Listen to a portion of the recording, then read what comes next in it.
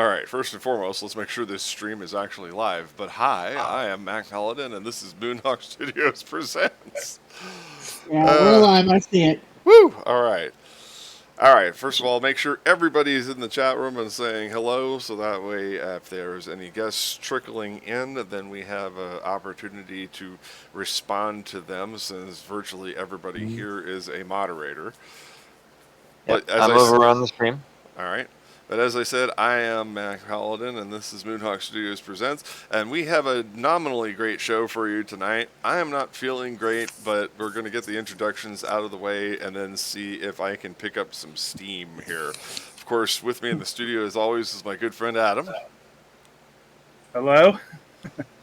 All right. Kevin is rounding out our cast.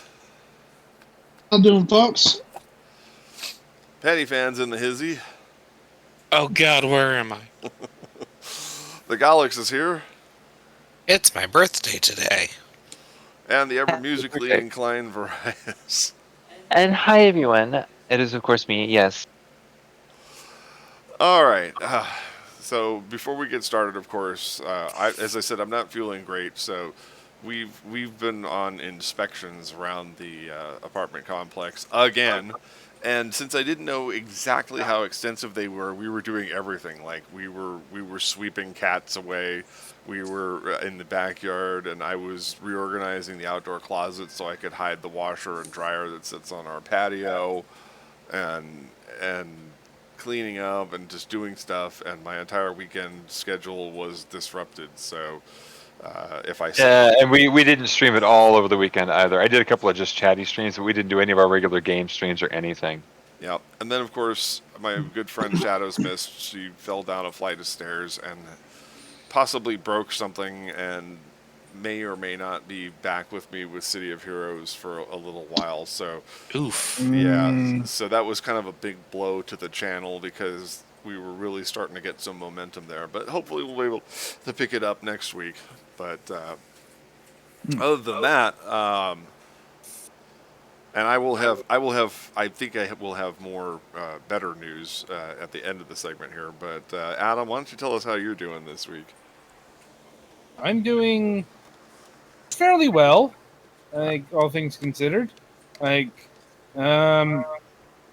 took mother to the local Italian restaurant for her birthday on Saturday, and she enjoyed it a lot.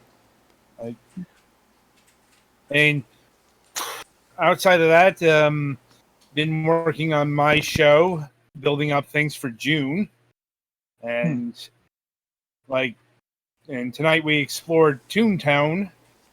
Like, it's a long story. Like, and also Arizona's health tonic things are surprisingly energizing. I like those. Those are good. It's a little bit of citrus. It's got carrot juice in it, if I remember correctly. It's got a lot of beta carotene, B vitamins. It's good stuff. It has a unexpectedly cloying flavor. Right. And yeah, that's about it for me. All right, Kevin, what's cooking with you, bud? It's nothing really much new here. It's just the same old every week. Weekends at the AMC Greeter and weekend home, pretty much. Pretty much the only big thing this week is that taxes got done before the deadline, so gonna be getting like $600 in a refund within the next 2 weeks. So Woo! Neat. there you go. Yep. That's pretty much it. You're like, I'm back, baby. Oh man. Yeah. All right, Petty Fan, what's cooking with you, bud? Overall been fairly quiet. I ended up getting Luna a birthday present early. It's one of those like cat tree condo type things. Cats always like those. Oh yeah, it has like a little tube thing in it, and when she can get my mom's cat out of it, Luna has taken it for her own because little girl's going to be turning 13 this month, so the top one isn't exactly going to be easy for her to get to.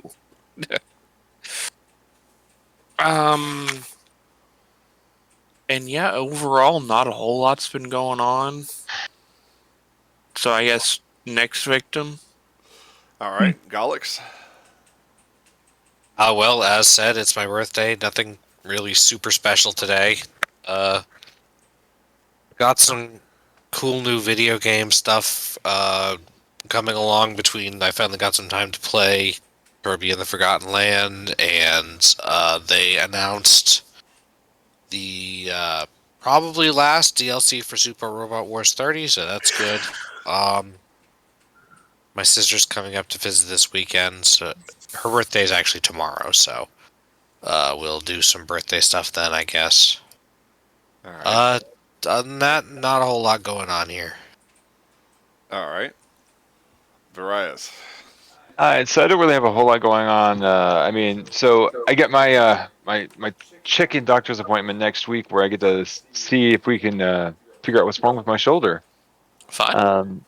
Well, my shoulder's been a gigantic mess for almost 4 or 5 years, but we did Sounds like my knees. we did X-rays last year, and that of course was a non-issue because there were no discernible issues with the bone. So now we get to go. I guess an in-person appointment with the doctor. Oh my goodness! Gasp. Yeah, you guys, I haven't done one of those since way before COVID. But yeah, we're going to be doing that, and the hope is I'm probably going to wind up having to do something like an MRI or something for my.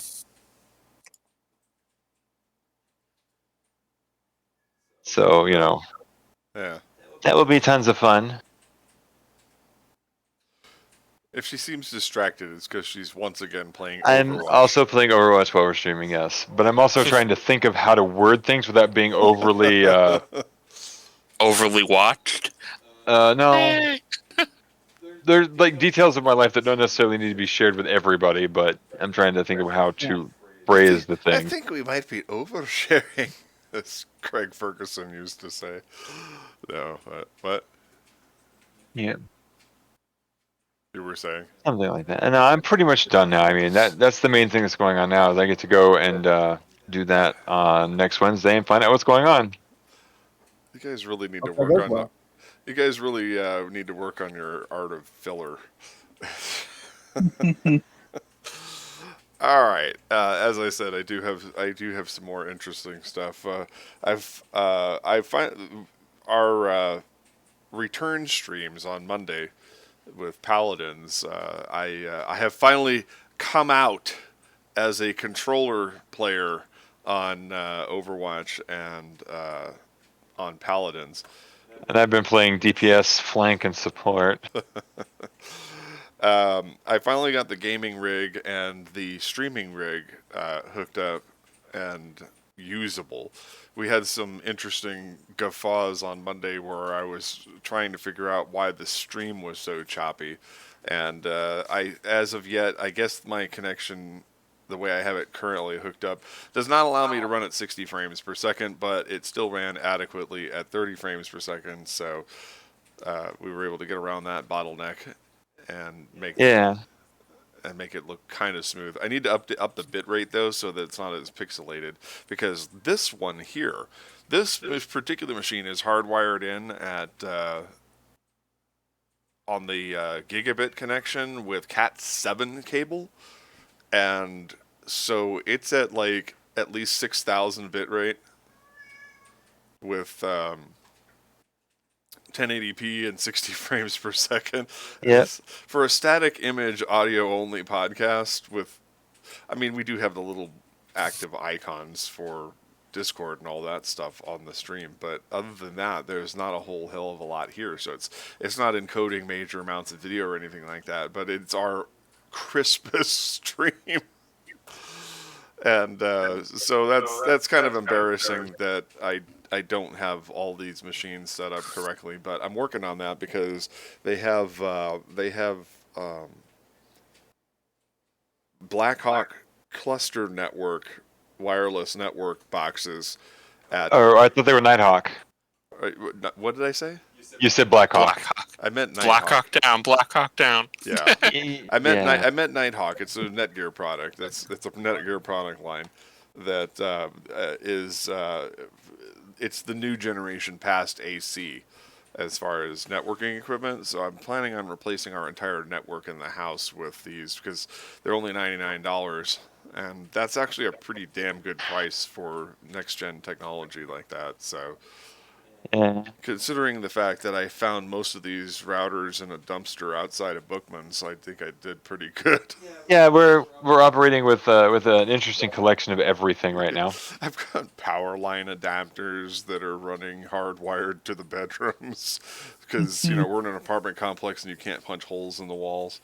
When Imagine you that. can, but it generally doesn't Yeah, end well. imagine that.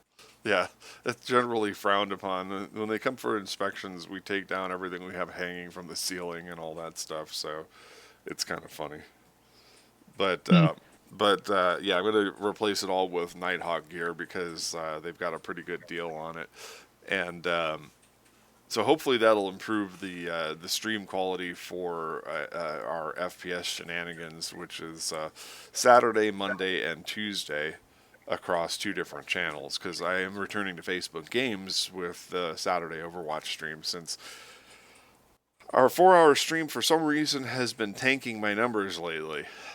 And Yeah, but not mine. I don't. Yeah. hers has been experiencing record growth, but Yeah, I get my next Twitch payout on Friday.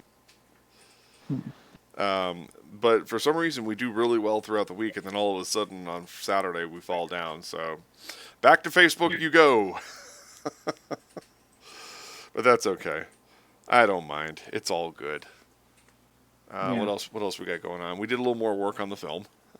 Yeah, I'm working on the 3D model. I'm actually adding more to that for the purposes for the 3D bridge set because we're going to be needing more of it for what we're doing next. Yeah, there So were walls missing. Yeah, I mean, we've been framing things and I've been filling it in with a piece of Oshikon artwork, but now I'm actually properly doing this so that we have a full 3D environment to play with.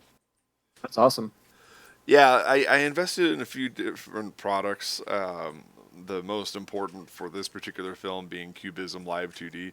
When we started this whole monstrosity in 2015, it went from being a radio drama to Yeah. The original, yeah. then it was then it was a motion comic, and then it was like, well, what if we animate this and that, and then we got through about 12 minutes of footage, and then I was like, hey, look, I bought a license for Live 2D, and Verizon was like, yay. And our cohort in crime, Nathan Bonner, he's the creator of Indavo. He is actually building a separate set of models in another program called Moho, which used to be called Anime Studio, and so he will actually be taking over several segments. So I feel once we get the models fully constructed in both programs, and then do some more storyboarding and so on and so forth, then we're actually going to move along pretty swiftly. We have a couple more virtual sets to build, so to speak. Yeah. But the 3D assets that were created for the planetary scenes and stuff like that, for those of you familiar with the novella, those have been handed over so they can be integrated because Varia's developed a 3-dimensional planetscape that is somewhat dynamic, if I'm not mistaken. Yeah. I used a program called View 3D to generate an actual 360-degree panoramic view of a sequence that I was able to utilize by projecting it onto a sphere so I can move around in 3D space and have wild camera movements and stuff like that. That's amazing. That's really cool. Yeah, it's like it's basically like the animation equivalent of those LED screens that they have instead of them building styrofoam and weirdly lit sound stages.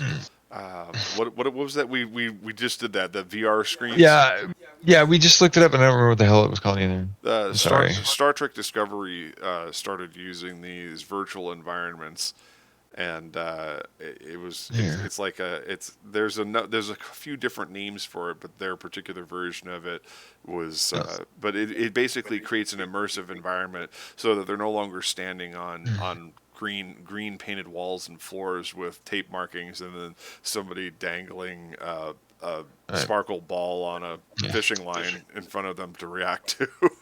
Yeah, but yeah. So Charles, if you pop over to the general, I just threw a GIF up there so you can actually see one of those dynamic camera angle movements with a 3D object moving through it.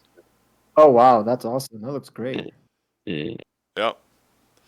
It was I call it that was the coolest breakneck thing where I basically created all the camera movements in 3D and then was able to translate that over when I brought the models in. Nice. That's awesome. Yep. And so much movement as well. It's great. Great Yep. energy. Now, I think that's pretty much it for my news. There may be something else, and if I think of it, I'll throw it out there at some point throughout the show. But as I said, we don't necessarily stand on ceremony around here, so I'm going to go ahead and jump us to the next segment and talk to our actual guest. That's me. Yeah. All right. So, of course, without further ado, our guest this week is Charles Wolf of Charles Wolf Music. Charles, welcome to the show. Thank you for having me. I'm excited to be here. And as promised, I always throw out the leading question before I throw you to the wolves of our team here. So, I'm a wolf. I can handle it. so of course, as it says on the tin, you are a composer. How did you get into composing, and what exactly does that mean as far as your career? Absolutely. So as a composer, I write music for clients, and that's a very wide-ranging field of people. Everything from independent video game developers, small indie teams that are building games. I've worked with people. I worked with authors writing for comic books. I've worked with people who do podcasting just like this. And I've done some small, very small short film work. Kind of a hobby level, but it was fun to do a little bit of that as well. So I've writing music basically, and writing music tailored to a product is what I do. And how I got into it was when I was 7, my mom tried to teach me how to play piano. But I have ADHD, and so I was extremely excitable and extremely happy to be outside and to be running Welcome around to with the my club. lightsaber. Yeah, exactly. And I'm a very high energy person, and so I was just like sitting still and trying to focus is like the worst thing I could think of. And so as a 7-year-old, I just wasn't ready. Snap forward to 3 years to when I was 10. My best friend at the time, well, he played piano and he was constantly showing off and playing little jingles from games and movies and such. And I was like, oh, that's so cool. I wish I could do that. And so I started taking piano lessons and went through 3 different teachers in 3 years, progressed very quickly because I was spending hours a day on it. I was obsessed with playing piano. And while within like 6 months, because I'm a creative person by nature, I immediately started writing my own music and was like, oh, I can make my own thing. And just out of wanting to mess around and possibly procrastination, not wanting to play the pieces I was assigned, I immediately jumped into just being creative with it. And so from there, it sort of snowballed into deciding to become a music major. And I studied music composition for my bachelor's degree from California State University, Stanislaus. I'm originally from California. I currently live in Santa Fe, New Mexico, but I originally lived in California. And then I also went on to get my master's degree in music theory and music composition from That is Texas State awesome. University. Thank you. And I was a scholar. I studied music history. Specifically, I focused on the Soviet Union and the Russian composers who had to compose under the Stalin regime and how they handled that. And I specifically studied Dmitry Kabalevsky, who's a second-tier composer considered, but he wrote a lot of music for children and did a lot of work with music education. Anyways, so I studied a lot of music and continued to compose. So basically, composing for me is something that I've always loved to do since I started doing piano 20 years ago, and it's something that I've continued to do, writing my own music for the last 20 years. Oh wow, that's an impressive resume. Not quite. I saw on your Twitter that you've worked with a number of indie games. Have you done a lot of work with? Have you done any work with AAA, anything like that yet that you're particularly proud of? Anything special? Well, I try to approach each project as if it was AAA. I have not reached that level yet. Part of it is just building a portfolio and building a greater repertoire, in and networking and knowing the right people and that sort of thing. So I have started with working mostly with indie developers, mostly because there's a lot of them, and it's a good way to get some work. Very true. And that's perfectly fine with me. I want each piece of entertainment or a product that I'm working with, I want to elevate it as best I can. And music does a lot, especially with games, where it really provides like setting and tone and tension. And by structuring it, you can create a lot of nuance, a lot of energy immediately. It just takes and it gives it an identity. That you think about the best video games, what people talk about often is related to music. You can't have a great game without having really great music behind it most of the time, and I really strive to bring that originality to it. I'm a classically trained pianist and a classically trained composer. So I actually was when I was in college, I was trained to write orchestral music, large ensemble, choir, chamber music, that sort of thing. And I focused on that as a classical composer, a modern concert composer. So I actually bring a very classical lens to everything because I am a theorist. And so even though I'm writing for, let's say I'm working right now on a pinball game, I'm thinking of it not. I'm thinking of it and bringing to it, like for that game, for example, I was listening to and referencing a lot of Bach and a lot of Vivaldi and such, and listening to an intricate multi-layered counterpoint I was able to bring into it, which was a lot of fun. So yeah, that's kind of the short answer of that, or the long answer. Nice. That's Bach is a particular favorite of mine. I also in my car have the entire 42 volume Haydn symphonies. Amazing! I used to play it for my Uber riders, but they started getting creeped out. And one day, some 20-something-year-old girl decided to inform me that that was the kind of thing that they imagined that a serial killer Uber driver would be playing. So I was like, that's not very nice. So that would not be the good time to yell surprise. I'd be like, No. I'd be like, well, I know this shortcut through an empty field. Yeah. They're thinking of like It's Silence of the Lambs, weird right? up in here. Yeah. So I did. That was not a good moment for me. Now that we got that uncomfortable moment out of the way, we're gonna do this by the numbers here, and I'm gonna turn things over to Adam now, so that way he can fill in the blanks, possibly cover some material that may have been done on fragments, or perhaps look at it from a new angle. So Adam, take it away. Well, indeed. The thing about Charles Wolf's video game music is that's a very recent endeavor. Like you got into it, like 3 years ago, I believe? No, only a year and a half ago did I Year start ago. doing There we all go. of the year and a half ago, but I started really getting into the Yeah. indie game scene and writing music.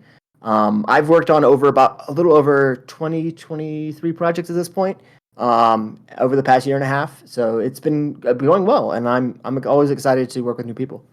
Right, but you have mentioned that you have 20 years of orchestral experience and working on projects.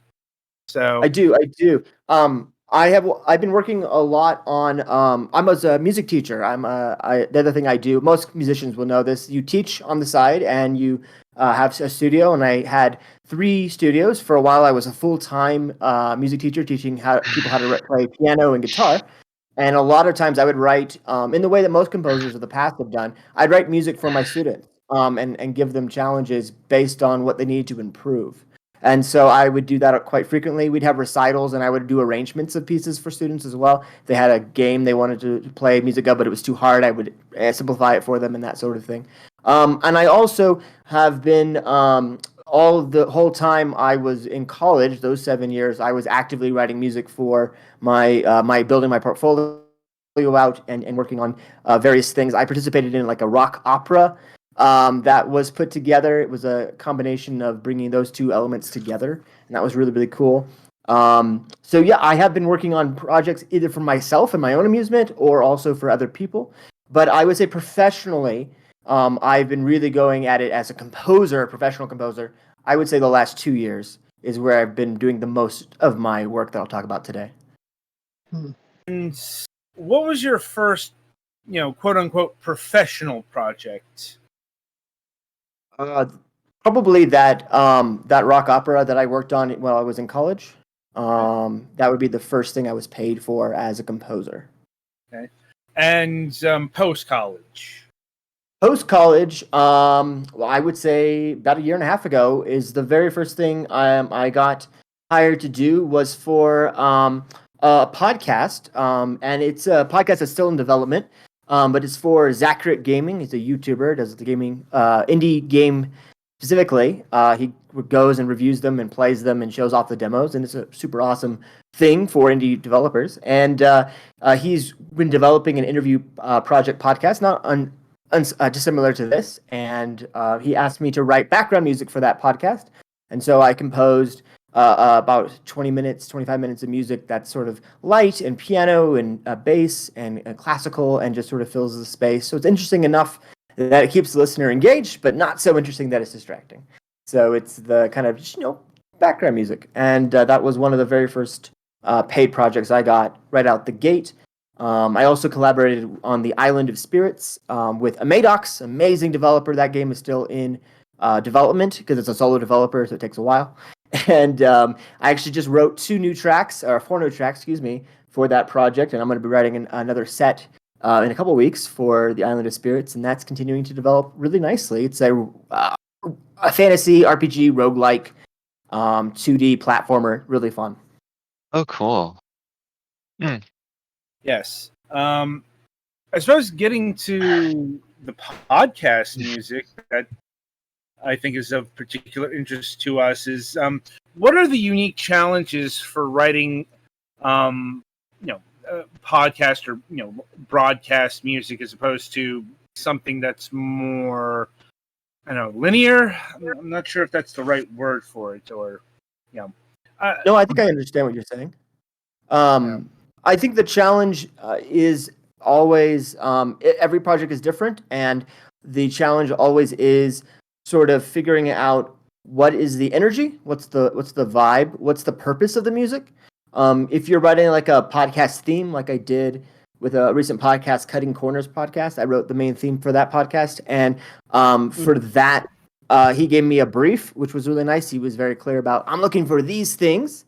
And what he was looking for was sort of a organic meets robotic. And he didn't want it to be like, that's it, welcome to Xenon. He didn't want it to be that crazy of a level of robotic, but he wanted it to be sort of, feeling like it was a tech-focused podcast about tech development, specifically coding. And so what I ended up doing was I had some samples of a keyboard clacking, and I sequenced it so that was the drum rhythm in the background. And then I built a track around someone literally typing and coding for that podcast, which I thought was pretty fun, and it turned out really well.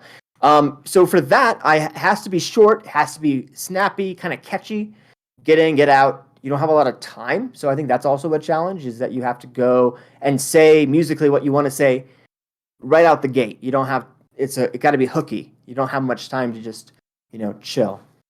So and build up to it. So that's that can be fun. But background music, going back to the other thing I've done podcast related is Zacrit gaming stuff. That is, I find that to be a little easier because I'm an improviser by nature. I just love to sit down and just jam on piano, and I can just do that for hours. I've played in many coffee shops, and I performed as a professional pianist for a number of years while I was also teaching, about 5 years there.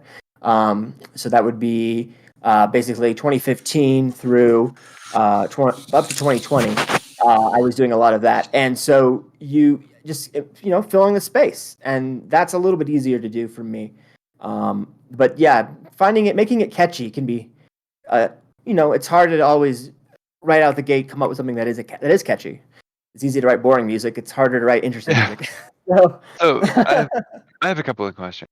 Absolutely. Like you asked me a question in the pre-show, which was what instruments did I play? I have a slightly different question. Since you talked about your start, what is your favorite instrument to write for? Oh, that's a great question. I would say baritone saxophone. Oh, yes, absolutely. Because and the reason for that is because that's not an instrument that is written a lot of solo music for. So in college, I made it my mission to do that. I wrote like a suite of 5 pieces for baritone saxophone, and they were some of them were based on emoticons at the time because that was like all the rage back in 2013. So Right. it was giving musical voices to different emoticons. Was the concept, and that was a lot of fun. And I had 2 fantastic baritone saxophone jazz musicians that were at my school, and to get to collaborate and like write music for them, knowing their range and how extended it was, and just knowing the breadth of expression and ability they had, I got some really cool performances out of that experience, which was a lot of fun. It's actually more fun, and I think this is also true of composing for clients as well. The collaborative aspect of, they're coming to you with these concepts, these ideas, and then it's your job to make it real. And Right. getting to work with people that way and help realize what their ideas are is super cool for me. I love that. And my second question was this. Um, Yes. I was startled by something that we actually commissioned a while back from somebody else. But what's your opinion on French horns in the lead? French horn in the lead. That is a choice. It is awesome. Choice. It's a choice. If you, I love it if you're writing fantasy stuff. I'll do that very frequently if I'm writing fantasy stuff. I'll get all 4 French horns on the main melody, and they're just blasting away. And you can double with trumpets if you All really right. want to go over the top of it. Yeah, the reason why So I if I'm writing sorry, big go ahead. fantasy stuff. Oh, sorry. Big fantasy stuff, absolutely. My favorite classical composer, classical in the broad sense, not classical period, is one of my first composers I fell in love with was Antonin Dvorak. Specifically, of course, his Ninth Symphony, the New World Symphony, which he was written when he visited the East Coast and saw the beautiful Blue Ridge Mountains. I lived in North Carolina for the past 5 years up till end of last year, and when I moved out here to Santa Fe, and my wife and I, and while we were in North Carolina, and you go to those mountains and you understand how amazingly majestic and beautiful they are. It's super inspiring. But Dvorak, he played French horn, and his father played French horn, and so you listen to some of his writing for French horn, and it's amazing. It's and like the beginning of the 4th movement of the Ninth Symphony, it's just so powerful, just the full brass right in your face, just hammering out the melody. It's like it inspires everything that comes after it. There's no way to get around that. You go jump forward 100 years, and you look at like the 5th Symphony of Shostakovich, which I was listening to yesterday, and the beginning of his 4th movement, same thing, all the brass hammering out his main theme. What's in the lead? French horns. So it's a very dramatic, bold choice to do that. What's your opinion on that? Well, like I said, we commissioned a piece, and it was a march, sort of, kind of, and they led with a French horn, and I was like, that's a really bold choice Yeah. for Are we something like talking about that. the theme to Space Destroyer Hunter or We something are. else? Oh no, we're talking about the theme for Survivor. Oh, that's right. I see. Yeah, that David Small composed for us. I didn't even think about Um, that. He did strike me. yeah, Yeah. Well, you see, now the yeah. Space Destroyer Hunter theme. This is kind of a funny side story. You'll appreciate this as a composer, Charles. Yes. So many years ago. This sounds like the opening to a Space Odyssey, doesn't it? Many years ago, yeah. But many years ago, I hired this composer, Jared Coing, who did a 11-track soundtrack for a theoretical Starship Moonhawk series. And Nice. one of the themes I said, I want you to have mood pieces. So he created this one, Happy, and he kept trying to convince me to redo the opening theme because I actually composed the melody for the opening theme all the way through. I mean, I wrote the whole thing, and then he actually conducted it, orchestrated and conducted it, and turned it into something special. But I always got the impression he didn't like it. And he kept trying to throw me these alternates.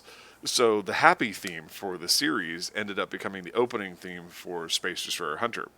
And what I had done was I had sped it up artificially. Mm-hmm. One of my coworkers works with, I believe it's the. Sound fonts. But I know there's a specific name for the one you're talking about. Well, no, one of my former coworkers works with the Tucson Symphony Orchestra as an engineer, but he's also a composer. Like this guy's hardcore. Faraz is amazing. He actually nearly severed 2 fingers. Well, actually, he did sever them, but they were reattached. But that's neither here nor there. He builds his own guitars from scratch. Oh wow. He was a professional flamenco guitar player. And he heard this, and I said, "What do you think?" And he says, "Mike, you don't want to know what I think." He's like, "How about I just rewrite this for you at the correct tempo?" And he included French horns in it. So if you listen to the completed version of the Space Destroyer Hunter theme, it has a very strong French horn presence because he felt that was the only way. He replaced the trumpets with French horns because he said that was the only way that we could get the sound without making it sound like a machine did it. Anyway, Gotcha. proceeding with the interview, I had to get that in there since we were blathering on about French horns. Yeah, and I had one final question for the moment, and I was going to say, do you have any contemporary composers that you are particularly a fan of? Contemporary composers that I'm a fan of. Yes. There is. There's a number of contemporary composers that I do enjoy listening to. But I will just pick one for the sake of time. I really enjoy the work of Dobrinka Tabakova. She is a classical concert composer and has written several beautiful almost string orchestra pieces that, and also a cello concerto that is cello with string orchestra, and it's sublime. It's sort of postmodernist, minimalist. So Philip Glass, Steve Reich, that style, but it has more melodic contour to it, and it's sort of romantic, but it's also very cutting edge and modern. But it's not cliched. It's soulful in a way that is just captivating, and I really enjoy her work. I think it is kind of the best of both worlds. It's minimalistic, but then it also has expressivity, and there's a balance there that can become very cheesy if done wrong, and yet her harmonic understanding and her counterpoint understanding is such that I think it comes off well. So The that's reason why I was my going to offer a point. suggestion too. Yeah. Have you ever, since you're getting into the video game thing, I highly recommend Jack Wall for his soundtrack they did for Mass Effect 1 and 2, which is this amazing combination of things that are fantastical and intense, but also having a bit of the sci-fi edge to them. Right. Yes. I've heard bits and pieces of that soundtrack, but I haven't given it a I have analytical listen. Yeah, I have the soundtracks to all 3 games, and don't get me wrong, I like Clint Mansell. He's pretty good on the second one, but honestly, I really like Jack Wall's compositions better. Good to know. I'll check him out. I appreciate the recommendation. You're very welcome. All right, Adam, it's all you again, buddy. Okay. Since we kind of dipped into the area of web comics or comic books, I did want to bring these up next. You have done official series soundtracks for a couple of comics. One of which is here, American Dreams, a cinematic orchestral suite telling the story of a young Jewish artist who becomes a superhero, highlighting moments from the first 5 issues of the comic book. And yes, I suppose my first question here is, how do you approach making a soundtrack to something like a comic book? Very similar to how you would approach a film, because for that, I worked with the author Daniel Kalbin, who is a New Yorker, and he has his own independent studio, Atlas Studio Comics, and he and I have been collaborating on I've worked on 2 different projects with him, and I have a couple more hopefully planned coming up, and I can't talk about too much, but more coming along the way. I'll just say it that way. But American Dreams was the first thing, and it was kind of funny. I was on Twitter, that's kind of my main platform. I reach people. I'm on there almost daily. I like to retweet and support people as much as I possibly can. I host weekly threads for people to share their games, and then I make sure I retweet them and try to engage with the community as much as I possibly can. And that's sort of my networking platform. But I was on there, and I just did a random Google search, not Google search, but a random search in Twitter of like need composer or looking for music, that sort of thing. And it popped up this tweet from Daniel, who was like, I'm thinking it'd be kind of cool to get a soundtrack for this comic book. And I immediately messaged him, and I was like, I can totally do that. Let's talk about this. And it was kind of a cold call, and he was thinking about it, and I was there, and it worked out. And so we were talking, and he was like, okay, I really want like a classic, golden cinema style sweeping soundtrack. Think John Williams, but even earlier. And probably like Henry Mancini would be a good example of that style of music. And he also was very clear he wanted to have definite leitmotif, definite themes for the characters and the locations. And so I went to work on looking at the comic book, read through all 5 issues, got the feel for the scope of the arc of the book, and then picked out, okay, this is the main character, this is the main character's theme when he's normal, this is the main character's theme when he is the superhero. This is the theme for, it's a historical sci-fi fiction with Cthulhu elements. So there was a Cthulhu theme, there was Edison makes an appearance, so Edison gets a theme, and Houdini gets a theme, and it was a lot of fun to kind of figure out, okay, what are the key moments? And then I just sort of beat by beat went through like a couple of the scenes, minor spoilers, but there's a factory fire, which is an historical event. And so in that, the hero has to save the day and try to get out some of the workers that are trapped in this fire. And so as I was kind of going along, there's a first kind of few panels, it's like the boss who's like locking the doors, so that music kind of imitates that, and then the fire starts, and so the strings start really low, and it builds and it builds. So I just kind of follow along beat by beat, similar to how you would do a film, the emotional content of what unfolds in the story. So as you're reading through the comic book, if you're looking through it, you can hear the music is developing along with what's in front of you. I wanted to offer a bit of commentary there really quickly. You mentioned John Williams, but only earlier, and I think that it's important to distinguish what that means to the listeners out there who may not be familiar with John Williams' earlier career.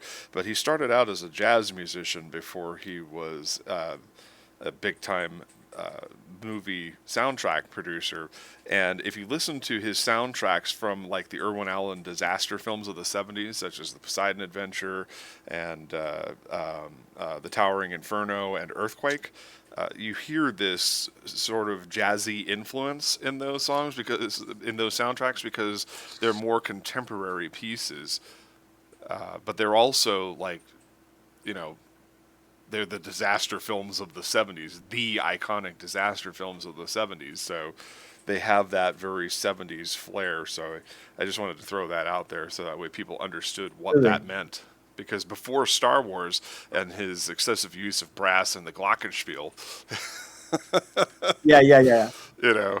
The Superman soundtrack and the glockenspiel, it's a very different John Williams than you're used to. Yes. I will qualify what I mean by earlier, and maybe I misspoke there. I meant like composers who came before. Specifically, when I was composing, I was looking at the work of Eric Korngold from the 1940s. Oh. And so that's a direct inspiration of the music that you do hear in Star Wars, which is the over-the-top glockenspiel and all of that. And I made sure I had a little over-the-top glockenspiel in the score, because if you're doing a John Williams-esque kind of spin, you want to make sure that you hit some of those points, but not too much. But yes, but you're absolutely right. He does have that jazz style earlier on, which is really cool. But for this, I think it was more the iconic sound that was what we were trying to hit, especially the stuff of like the movies from the 30s and 40s, was the direct inspiration for the music. Mm-hmm. All right. That's all I had to say. No, you're good. Sorry, Adam, you started something and then I cut you off there. Yeah, as I was about to ask, how does the sync up work, given that, this is a thing that a reader, reads? and the music isn't playing along with the media. Right. So that was determined. We didn't strive too hard to hit it a literal second by second reading. We had a time frame and a certain amount of the total time for the soundtrack. And the whole thing ended up being about 22, 23 minutes. I forget exactly. And so I just wrote each piece to be, I think it was like 3 to 4 minutes long each one, and we just sort of divvied it up while I was following beat by beat along with what the story unfolded. And I would say I have read through it and listened at the same time, and it does roughly work out, but it's not perfect. And the goal was not to be perfect. The goal was just to emulate and to add to the essence of the story and to the characters. And I really enjoyed getting the opportunity to write it and work on it. I started on the piano, which is the traditional way to do it. Wrote it for one piano, then wrote it out for two pianos, and then from there orchestrated from two pianos into my DAW, and got it all sounding really awesome. And the rest is history. That is another fun question. Which digital audio workstation do you prefer? Right now, I'm using Cakewalk, mostly because it's open source and Yeah. it's available, and it works for everything I need it to do. I've thought about upgrading to more expensive ones. Cubase is a big one that people often use. I use FL Studio. Yeah. But no, there was a side question. So Matt can actually kind of attest to this, talking about the soundtrack for comics thing, because that's sort of what his original thing was. Right. And we did an adaptation of our comic series, The Lavenders, which is it still has 3 more episodes to do, so we may be talking. Oh, that would be awesome. I'd love to work with you. Was there any more to that, Varias, or did I cut you off there? No, that was pretty much the main thing. I thought it was interesting because he was talking about that, and I figured those two things would actually kind of meld together a little. Okay. All right. I will, if I can add on just one thing. So, after I did the American Dreams, I went on to write the kind of the logo theme for the Atlas Studios as that was formed very recently. And then the newest hero is Night Wraith. And I'm going to bring this up because it's on Kickstarter right now. And it's doing really well. It's raised over almost $10,000 for this comic book. And it's an anti-hero 90s style. And I wrote an original main heroes theme for this Night Wraith character, and that was a lot of fun to do. Very dark, kind of edgy, very hybrid synth orchestral music, and but still has a little bit of that sort of '90s aesthetic woven very very lightly within, and it was a lot of fun to put together. So that's the newest project from Atlas Studios, is Night Wraith. All right. Right. So, I think my final question in regards to American Dreams at present is, I note here that you have highlighted moments for the first 5 issues of the comic book. And Yes. Is this an ongoing comic series? Are you planning to collaborate on more music, like for issues 6 to 10 and so on and so forth? I certainly hope so. I know that the studio has a couple other heroes coming out first. I also know that from tweets that the episodes 6, 7, and I think 8 and 9 are sketched out pretty thoroughly. So I know more is coming. So fans of the story will get more of American Dreams coming your way. But I don't have anything concrete to talk about that yet. But I would love to do more. I'm always a fan of getting to return to a project I've worked on previously and then getting to bring it back around and work on it more. Those themes are a lot of, they develop a life of their own in some ways. And when you get to come back to them, it's like, oh yeah, I remember how this went. And that chord progression, that was so cool. And you get to reinterpret and reimagine it. And it's a lot of fun. I got to do that on a game recently for Space Caterus, which is a tactical RPG game. And I worked with him like the beginning of last year. And the beginning of this year, he was like, hey, I need some more music for this. And I got to add an additional 8 tracks to the soundtrack. And that was awesome to get to go back and do some SNES style music. So it's very, it's always fun to get to do anything, and I love to work, and I love to have more work. So yes, yes, please, I would love to do more. And indeed, I think that will open up my next line of questioning. I think we went into this on my program, but for this show, we've talked a lot about composing orchestras, real instruments, and all that stuff. But a good chunk of your video game music is doing stuff in chiptunes. That's correct. 8-bit, 16-bit style, all that. And that is a very different skill set than orchestral compositions. How did those skills develop, and how do you find it compared to working with orchestra music? Right. Well, there's a couple different ways you can do it. The way I do it is sort of I kind of hack the system instead of going and doing like the most, I guess, the hardcore way of doing it, which is when you use like chiptune where you're coding it in and you have like I'm blanking on the names of them.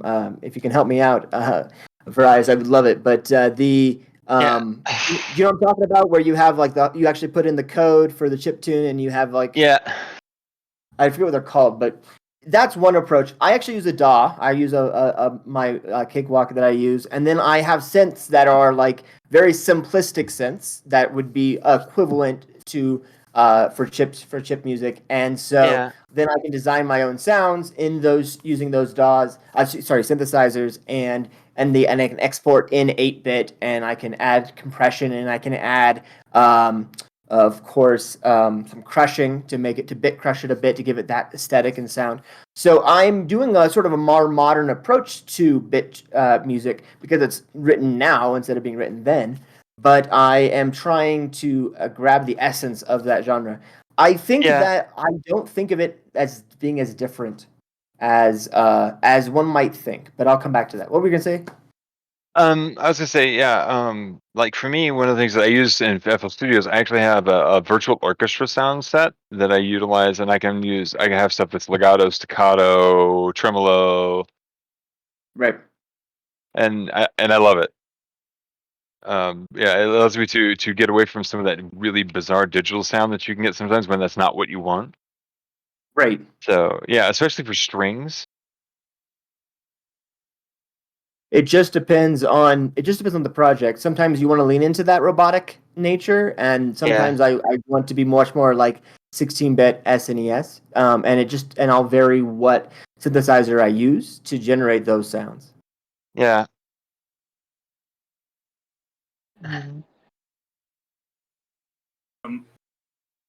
Are there any projects that don't look for retro-inspired chiptune music, like something that's just completely modern?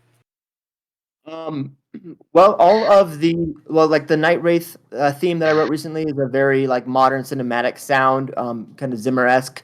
It is using my best orchestral samples, using a lot of synthesizers. I'll have 80 tracks going at once, huge percussion section, that kind of thing. Really epic and big and full. One other project I'm working on right now, and this is it's been interesting to do. I'm working with a Russian studio company that is in Russia right now, and they had to move their entire operation out of Russia due to the ongoing crisis and the war that's going on in Ukraine. And they ended up relocating to Israel. The studio itself and the members of it are against the war, and they're working right now on a game that's set in the Russian Revolution of 1917. And that was a time period that I studied extensively in college, like I mentioned. And so getting to bring that experience with that classical repertoire to a game has been amazing. And I've been working on writing music that's authentic to that time period. And in that Russian early Soviet style, and that's been using a much more, in some way, it's more modern sounding in the sense that it sounds like a real orchestra, unlike say a lot of the synth heavy retro stuff that I'm doing. This is much more orchestral, and it's kind of a stealthy game where you're sneaking along, and you're not trying. It's not a combat game. It's more of a stealth puzzle game.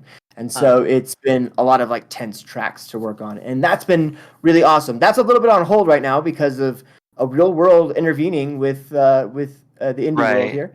But it's been really awesome to kind of combine those two things that I'm interested in, which is that time period in history and those composers with a game. So that's my kind of experience with that. I do have one more question. Yes. Since you're talking about the larger scale symphony orchestra sounds, how do you feel about working with limited instruments? Lid instruments is a great challenge, and it's a great way to get better at composing. Limited is great. I wrote a lot for chamber ensembles. I did in college. I did a little suite of music for unequal numbers. So I had a bunch of percussionists with a quintet of woodwinds, and that was it. And it was percussionists with woodwinds, and to balance those two is hard because percussion can be quite loud, and the woodwinds have to cut through the background of the percussion. But I still wanted to have an equal number of players on both parts, woodwind and percussion. So it was a great experience and even smaller still. I've worked on a lot of work for like string trio, string quartet, that sort of thing. And I like smaller ensembles because you get to work. I think when I'm doing big orchestral things, you tend to, okay, this section is kind of doing this job. This is your lead lines, and maybe your counter melody here. This is my bass line here, and you kind of work on it very sectionally. Versus if I'm working with a smaller ensemble, each instrument can have its own sort of moment to shine and have its own unique flavor to it and its own rhythm patterns, and you can get a lot more intricate, and I think that's more fun. I also do that with my retro chiptune stuff as well. I'll think of it like writing small chamber music, actually, to get back to that question. That's how I approach it. I think of it as small chamber. That's how I write chip music. I suppose continuing along those lines, are there, let's say, chiptune styles that you have yet to explore that you wish to do so? Like, say, do you know what Sid Wave is? Sid Wave. That is not a term I've come across, but I will make sure that I know it after this podcast. Okay. What is it? Tell me more about it. I can define it for you here. It is music that was done by the Commodore 64's SID chip. Okay. Yeah, a lot of European music. It's got a very distinct sound when you hear it. But I guess it's just mostly working in like NES, Super NES parameters. As inspiration. Remember, I'm not writing for those actual modules, like hard modules. I'm writing for current indie developers who are using modern software to do games that are retro inspired. So the way I approach the music is the same. It's inspired by that rather than using the exact sound samples that a Commodore could produce.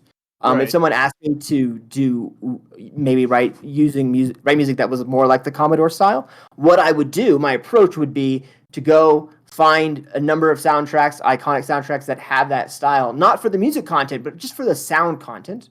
And then I would go over and I would recreate some of the key, what I would synthesize as the key sounds in a synthesizer. And I would kind of build my own sort of sound portfolio palette. That's the word I'm looking for. Palette. My own colors of synthesizers that was in that vein without being 100% trying to get it to be perfect. I'm just trying to get the essence of it because the thing that I can bring to it is my own creativity. And when we're working with a modern game that's in a retro style, then the music should also be modern, but in a retro style. Does that make sense? I'm just trying to keep it current as well as it does because let's take NES music for example. You would be working with stock NES sounds have music has 4 channels to it, was it 2 square waves, 1 triangle wave, and 1 noise channel, I think? Yep. You got it. Yeah. And that's a very limited space to work in, literally. Yeah.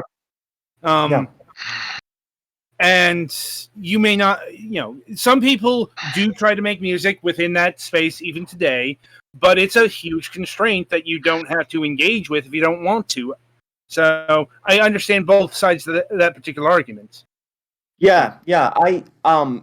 If a developer was asking me to stay within those parameters, I'd be happy to do so. And I am absolutely floored by how amazing those original soundtracks, SNES style soundtracks are. Like some of the stuff for Fire Emblem is the original '90s stuff is amazing. The stuff for Doom is amazing. Um, uh, and so and considering how limited it was and how you had the breadth of what you can get out of it, Doom Eternal not the best example, but Fire Emblem for sure. No!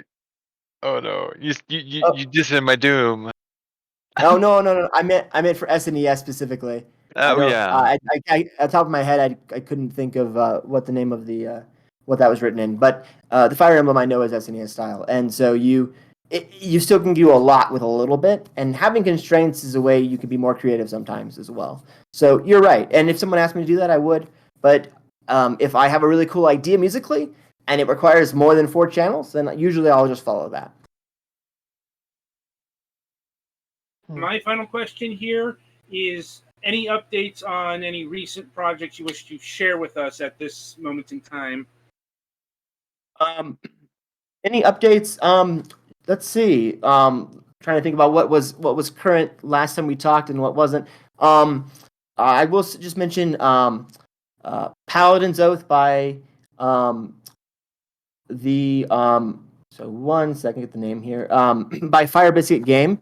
That is a digital card game with board game elements. I did 4 tracks, 4 fantasy orchestral tracks for that game, and for that soundtrack, and that game has been released, which is exciting. I love it when a developer brings me on near the end, because then the game's mostly done. I bring in the music, they put the music in, they do a few more tweaks, and then the game gets launched. That's super exciting.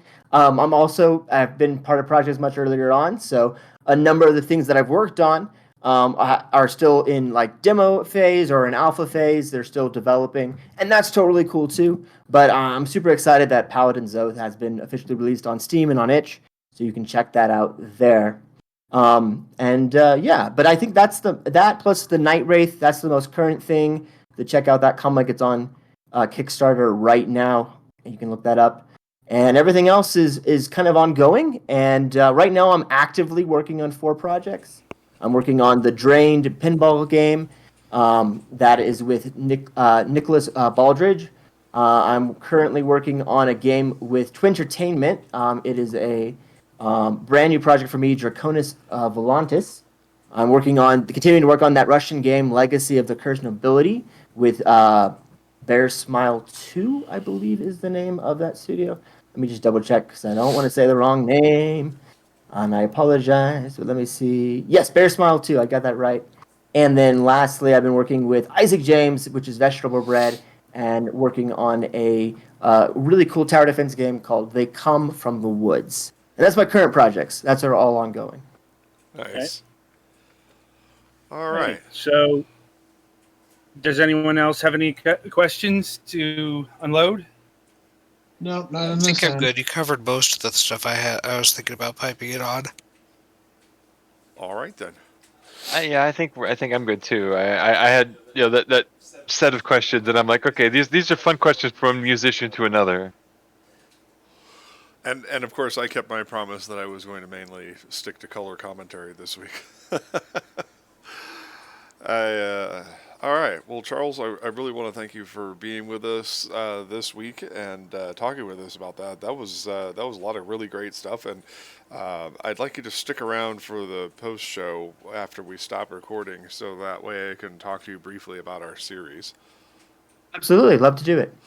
All right. Thank you for having me. Uh-huh. And of course, you're welcome to stick around for our roundtable discussion of entertainment for this week. So that's coming up next. So once again, everybody, that was Charles Wolf of Charles Wolf Music. So, Adam, you have the floor again. All right. Right. So as mentioned last week, we are getting into the 2022 spring season of anime. And since this is the spring season, it's one of the heavier seasons. between that and fall. And I suppose the question, as always, is where to start with these things. I'm like, in this case, it's pretty easy because I think we should start with the quote unquote the next big thing. That is to say, the next big Shonen Jump property that people are predicting. Yep.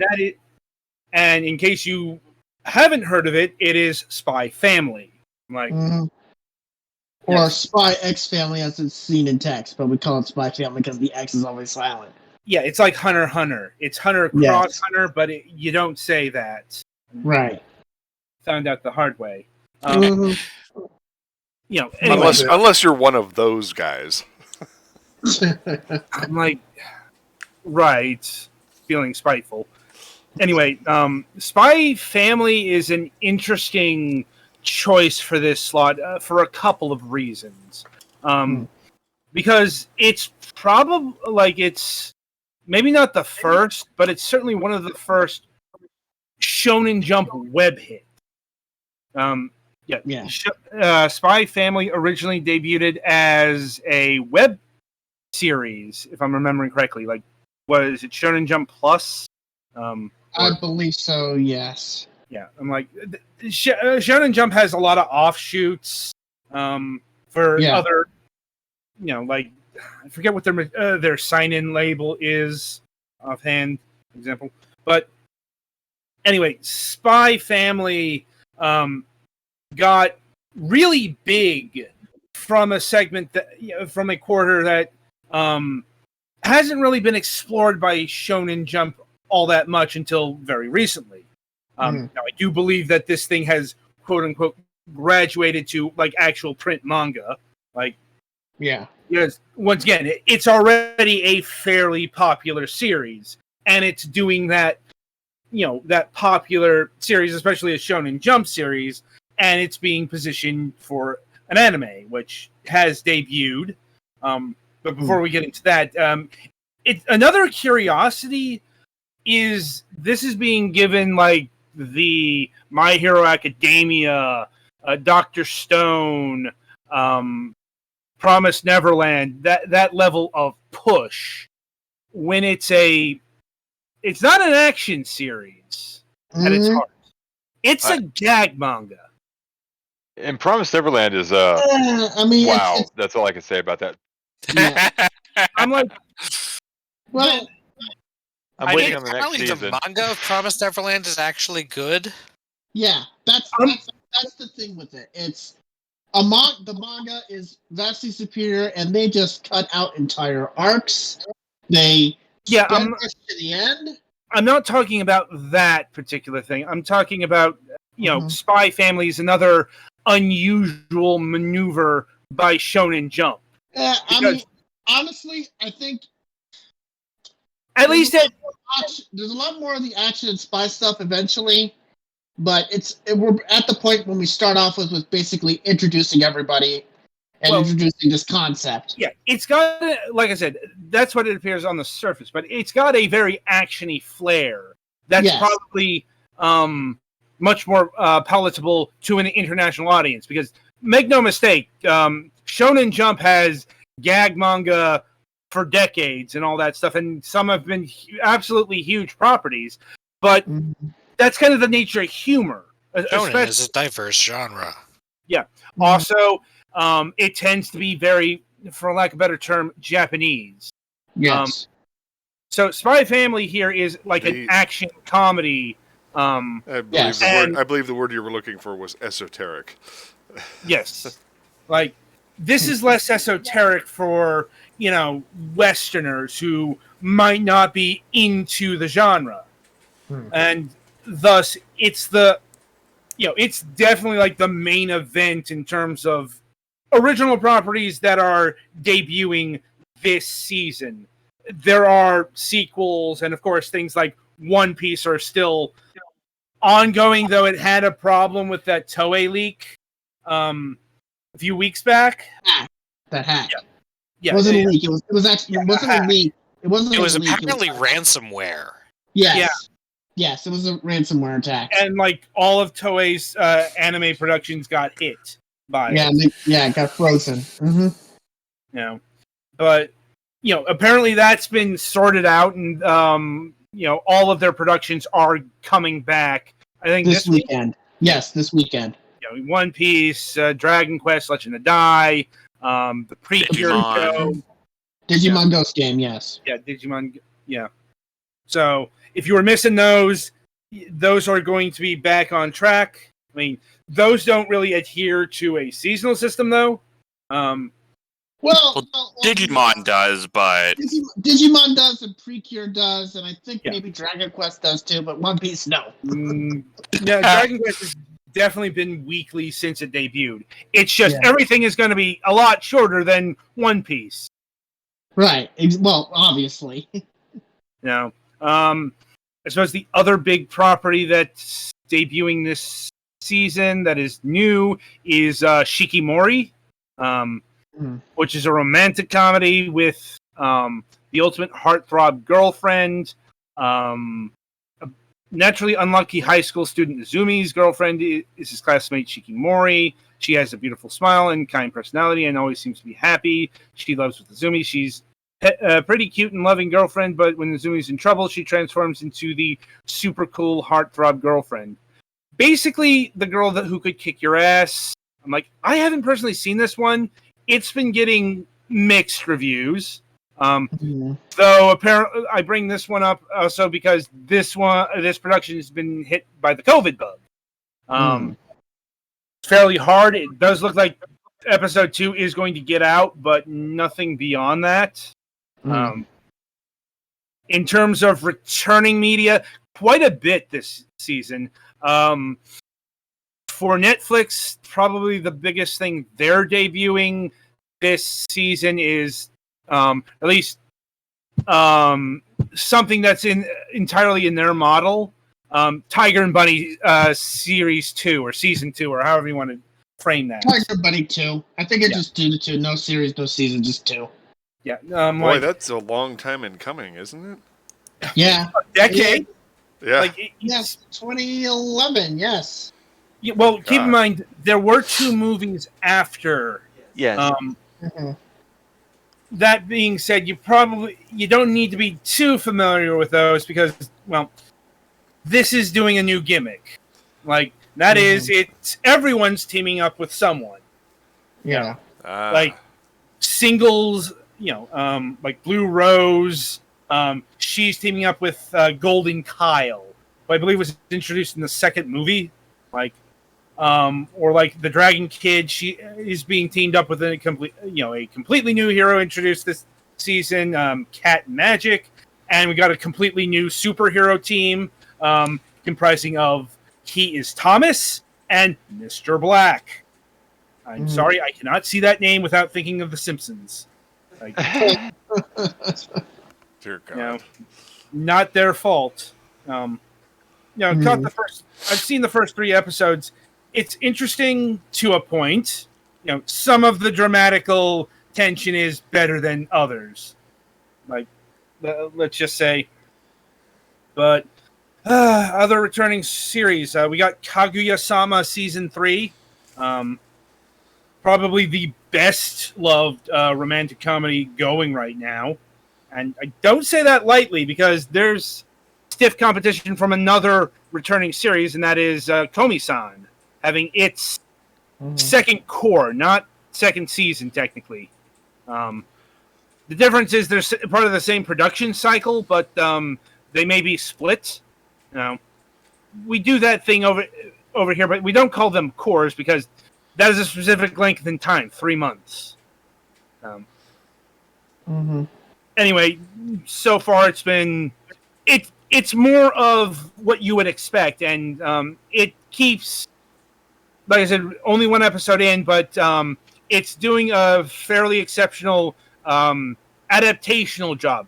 Seemingly, it's actually punching above the manga in a few spots, according to those who have been reading the manga. Like, I have not read the manga. I'm not a big manga reader, so I would not be able to catch that kind of things. A couple of titles to be mentioned here is Summertime Render and the BlackRock Shooter sequel. Important to note because these are going to be the BlackRock Shooter Dawnfall. These are going to be the first Disney Plus anime that aren't Disney contracted works. Like, it's not the next Star Wars Visions or anything like that. No, these are series that are running right now in Japan, and just as quickly as Netflix jail disappeared, Disney Plus jail has emerged. Oh boy. Yeah, because guess what? Disney Plus is holding these back. They're currently airing, but we have no idea when the Disney Plus versions of these are going to debut. And keep in mind, this is just as Netflix has debuted week-to-week streaming. Like, Komi-san is one of those titles, by the way. Mm-hmm. So, I hope you enjoyed like that one season of not dealing with this particular brand of shit. And we don't know if they're waiting for subs, dubs, content restrictions, because that might be an issue. Oh boy. Now, keep in mind, Disney Plus has parental controls now because of all the Netflix shows that showed up a few weeks back. Mm-hmm. Don't know if they're going to apply this or if they're going to apply the attitude that I worry about, in that, they have to edit this to meet their standards. I don't think that's going to happen, but I can't 100% say that's going to happen because, once again, let's just say Disney standards and anime standards are very far apart. Sometimes for the sake of good. Because, I do agree with Bennett on this. Anime needs to grow up in a lot of respects. Yeah. Believe me, it's because, for example, somehow, some way, we're getting another Ikito-sen season. What? Wow. My thoughts. Who asked for this? What would that make, 7? I don't know. I've lost track of how much Ikito-sen has been introduced into the world. I'm just glad they aren't making any more attention. Good lord. Oh, They don't, are! Don't bank on that. Oh no. Yeah, they made like a 5th series not too long ago. Like, nobody over here cares about Tenchi anymore, but it's still going. Yeah. It doesn't end. Mm-hmm. I'm like, and if you're not familiar, as long as there's an audience, as long as there's a audience, it doesn't matter how big it is, doesn't matter how small it is. As long as there is an audience, you're gonna get it. Yeah, apparently so. I will note that. I do know that Ikito-sen finally dispensed with the stop being the porn without the porn and decided to be about, actual porn about season 3. I think, like, whenever they went from the ecchi version to actual nudity. Well, that's because they moved over to ATX, which is the Japanese pay channel where you can actually show that. And that's where all the X-rated stuff goes. ATX. Mm-hmm. Because I've seen the first 4 seasons of it, but I didn't I got all the way through Great Guardians and I started Extreme Executor and I never finished it because whatever. It basically also starting with season 3. It's original material. Only the first 2 seasons are actually based off the manga, from what I understand. Right. It's like if I really want to watch a fight anime or read a fight manga, I'm gonna go read Tenjo Tenge instead because that's actually a lot more intense and a lot less pornorific. Yeah. I think those are 2 that I have a hard time keeping track of which one is which. Well, Tenjo Tenge it has some moments where it's pretty visibly graphic in its martial arts violence. Mm-hmm. But one of my favorite scenes is in the first 2 episodes where the guy blocks a punch with chopstick, and there's electrical aura coming off of them. This is actually really cool. That's awesome. Right. Let's see. Other titles that I've been particularly enjoying, and I'm surprised at this, is nearly as anyone else might be, is Ya Boy Konming. I'm like, how to explain this? Please do, because I've seen things about that. Like, what? That's probably going to be your reaction when you watch the first couple of episodes, Oh because boy. it's not in a bad way. I'll get into that with another title, but So this is the actual like historical figure as it's, I won't say a direct isekai, but it's isekai adjacent. Okay, it's like, what if you take the master strategist from the Romance of the Three Kingdoms, Kong I Ming. guess it is actually Zhuge Liang slash Yes, Kong Ming. it's supposed to be the actual historical figure. He's on his deathbed, but instead of dying, let's say, and going off to the afterlife or experiencing the inky black void of nothingness or whatever the fuck awaits us after we pass, Right. he goes to the modern world. And he Okay. becomes a techno DJ and bartender. Okay. And what if Think it of was worst actually job good? choices? Wait, was that- I do not understand the steps we got to arrive here, but damn it, it's shockingly good. I'm like, You've upset my cat. There could be worse things. well, like I said, with a premise like that, it's either going to be shockingly amazing or unsurprisingly bad. There's Yeah, of no course, middle can it- ground here. Now, of course, can it be sustained? Is the question. Yeah, don't know about that. Also, this is like an anime original thing, so there's no manga, there's no light novel, there's Yeah. no blueprint to go off of. That's why I have to say, hold on a second. It might be amazingly good now, but I know. Fuck's sakes. Ranking of Kings was just last season. I mean, that wasn't bad, that didn't go as south as Wonder Egg Priority, but it's still that you gotta last land the plane. You gotta land the plane, as it were. yeah. Let's see. Birdie Wing, Golf Girl's Story. This is being compared to Skate the Infinity.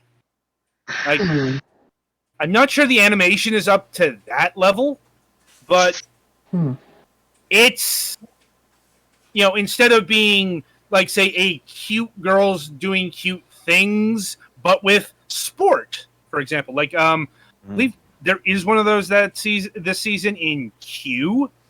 But this is more insane, over-the-top sporting events with girls who may or may not be horny for each other, for lack of a better term. Like I said, once again, it's better than I was expecting it for the first two episodes. But like I said, it's more zany and over the top, like once again, Skate the Infinity, than anything else. But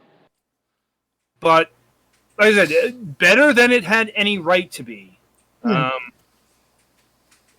Let's see, one of the titles. Oh, and yes, Shenmue the animation's still going.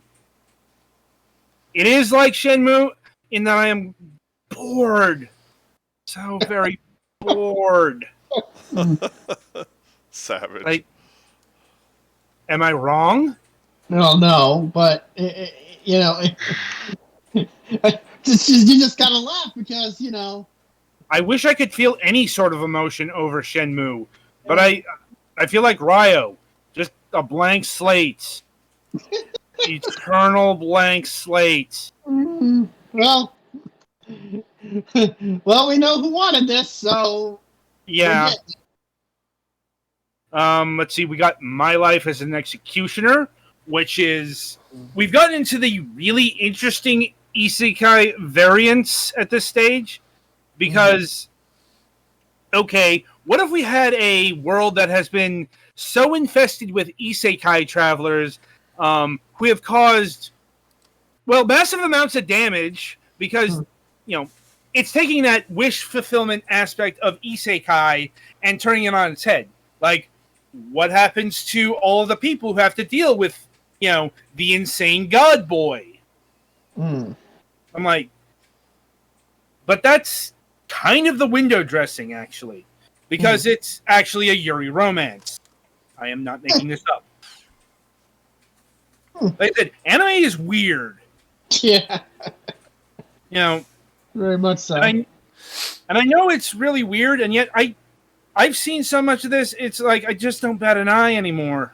Most of it.